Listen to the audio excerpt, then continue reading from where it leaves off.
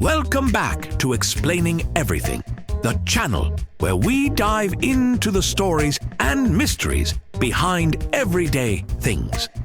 Today's question comes from one of our curious viewers, Epic Sloth Master 99. Thanks for the suggestion, Epic Sloth.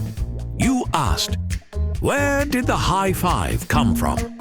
Great question. The high five is such a simple gesture, just two hands meeting in the air. But have you ever stopped to wonder who actually invented this? Was it some ancient celebration, a random accident, a secret handshake gone horribly wrong? Well, today, we're slapping the history books wide open and uncovering the surprisingly recent origin of the high five. So, if you've ever celebrated a win, nailed a test, or just needed an excuse to awkwardly connect with another human, stick around, right here on Explaining Everything.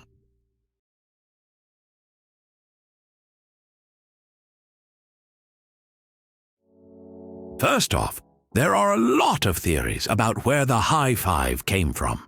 Some people think it's been around since the dawn of time, like cavemen slapping hands after discovering fire. Grog, you make big hot thing, high five. But sorry to burst your prehistoric bubble, there is absolutely zero evidence of ancient humans high-fiving. Others say it might have evolved from the handshake or even the low five, which has been around for a long time, especially in jazz culture. But if we're talking about the actual high five, the one where your hands go up like you're summoning the power of the sun, we've got a more specific origin story. If there's one place where unnecessary physical celebrations thrive, it's sports. And according to most historians, yes, historians actually study this, the high five was born in sports, and we have two main contenders for inventing it. The first contender for its origin is the Dodgers story. Picture this. It's October 2nd, 1977. The Los Angeles Dodgers are playing the last game of the season. Outfielder Dusty Baker steps up to the plate, swings, and smashes his 30th home run of the season. He rounds the bases, jogs to home plate, and as he's crossing it, his teammate Glenn Burke is standing there, waiting. Now, most guys would go for a handshake or maybe a pat on the back, but Glenn Burke? No, he throws his hand straight up in the air, like a beacon of sportsmanship. Dusty Baker, running full speed, does what any reasonable person would do in that moment. He slaps Glenn's hand. Bam! The first recorded high five. According to people who were there, Dusty was just going with the flow. Glenn Burke, on the other hand, later became known as the guy who really spread the high five, using it constantly, like an absolute legend. Now we have the second origin story, the Louisville Cardinals story. But hold on. If you thought sports history was simple, you've never met sports fans. Some argue that the first high five actually happened 2 years later, in 1979, with the University of Louisville basketball team. During a game, player Wiley Brown went for a good old-fashioned low five with his teammate Derek Smith. But Derek, clearly a man ahead of his time, looked at Wiley and said, "No, up high." Wiley, slightly confused but rolling with it, raised his hand, and smack, history was made. So who actually invented the high five? Well, if we're going by official documentation, the Dodger story wins because it happened first. But honestly, who cares? The point is, some dudes in sports started it, and now we can't stop doing it. Once the high five was out in the wild, there was no turning back. By the 1980s, It was everywhere. It started appearing in commercials, movies, and TV shows. Kids on playgrounds were doing it. Grown adults were doing it in office settings where it absolutely did not belong. It was unstoppable. It even made its way into the animal kingdom. Have you seen a dog high five? It's the most pure and perfect thing you will ever witness. And of course, the high five evolved.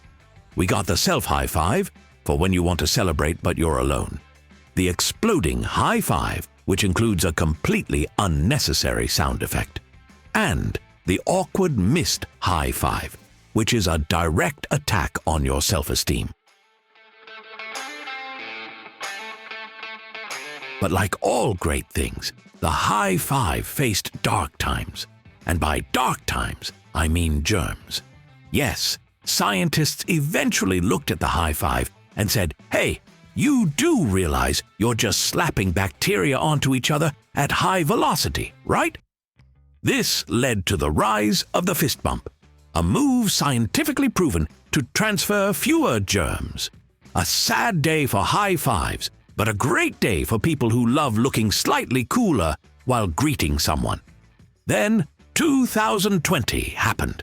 And, well, let's just say high fives became an endangered species. Social distancing, hand sanitizer, and elbow bumps took over. But don't worry, the high five is resilient. It has survived for decades, and it's not going anywhere. In fact, it's making a comeback these days. So, now you know the legendary history of the high five. It's a tale of unexpected innovation, sports-fueled excitement, and way more hand-slapping than anyone ever asked for.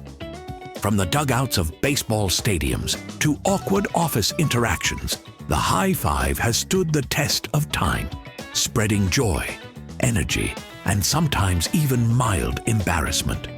And to honor this time-honored tradition, I have a challenge for you. The next time you see someone, whether it's a friend, a stranger, or even your grandma, go for a high five. Be bold. Be confident. If they leave you hanging, well, that's on them. But if they return it, congratulations. You've not only made a connection, but also kept history alive, one perfectly timed slap at a time. If you enjoyed this video, or if you suddenly got the urge to run through a crowd, high-fiving everyone you pass, leave a like and don't forget to subscribe. Also, if you have suggestions for our next video, feel free to share them in the comments below. We'll be sure to give you an acknowledgement for your contribution. Thank you for tuning in, and join us next time here in the channel that answers all the why, what, who, where, and how questions you've always wondered about, here on Explaining Everything.